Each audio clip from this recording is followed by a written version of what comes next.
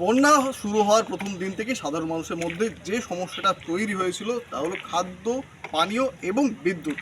খাদ্য এবং পানীয় সমস্যাটা কোনোভাবে মিটলেও বিদ্যুৎবিহীন অবস্থায় কাটাতে হচ্ছে এলাকার মানুষজনকে। কেরোসিন তেলের জোগান না থাকার কারণে জ্বালানো যাচ্ছে না বাড়িতে আলো। অন্ধকারেই চলছে প্রতিটা রাত। এর মধ্যেই শুরু হয়েছে সাপের উৎপাত। সাপের আতঙ্কে রীতিমতো আতঙ্কিত অবস্থায় কাটছে রাত।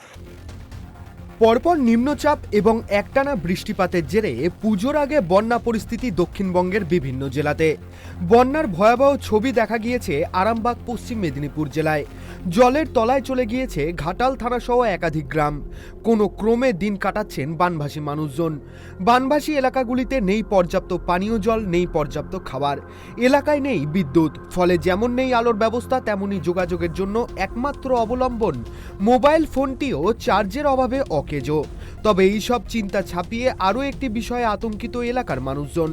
রাত নামলেই যত্রতত্র দেখা মিলছে সাপের।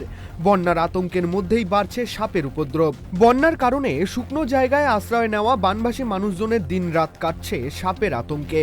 স্থানীয় বাসিন্দাদের অভিযোগ, সাপের কামড় থেকে বাঁচার জন্য দরকারি জিনিসপত্রের কোনো সাহায্য মেলেনি প্রশাসনের তরফে, যার ফলে ক্ষোভের সৃষ্টি হয়েছে বানভাসী মানুষজনদের মনে।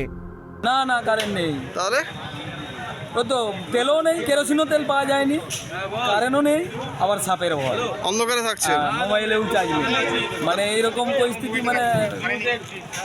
মানে টিকা, মানে জীবনটা মনে হচ্ছে যে একবারেই যেমন ইলেকট্রিক আসার সম্ভাবনাও নেই। না, মোটেই সম্ভব না।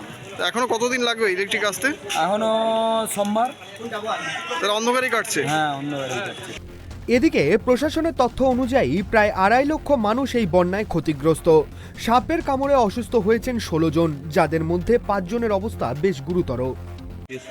দ্যাট ইজ ওয়াই আমি সবাইকে রিকোয়েস্ট করছি কি এখন আমাদের নিয়ার বাই যে রিলিফ সেন্টার আছে, আইসিডিএস হতে পারে, আপনার স্কুল হতে পারে, ফ্লাড রিলিফ সেন্টার আছে, সেখানে শিফট করুন। It is for a very temporary phase, 5 ঘন্টা 10 ঘন্টা। কিন্তু আমাদের একটাই লক্ষ্য আছে, আমাদের যে প্রাণহানি একদমই আমি অ্যালাউ করব না, প্লাস তার জন্য আমাদের পুরো ব্যবস্থা করব।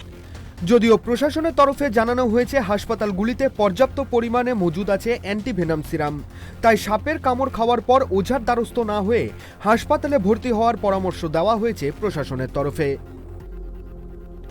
সরকারি তথ্য বলছে 2.5 লক্ষেরও বেশি মানুষ বন্যা কবলিত। 45 জন প্রসূতি মাকে কোনোভাবে উদ্ধার করা গিয়েছে। মৃত্যুর সংখ্যাও দিনের পর দিন বাড়ছে। এমতো পরিস্থিতিতে কিভাবে কাটবে বাকি দিনগুলো, সেদিকে তাকিয়ে আপামর ঘাটালবাসী। পশ্চিম মেদিনীপুর থেকে Subho Chakraborty report, Tribe TV Bangla.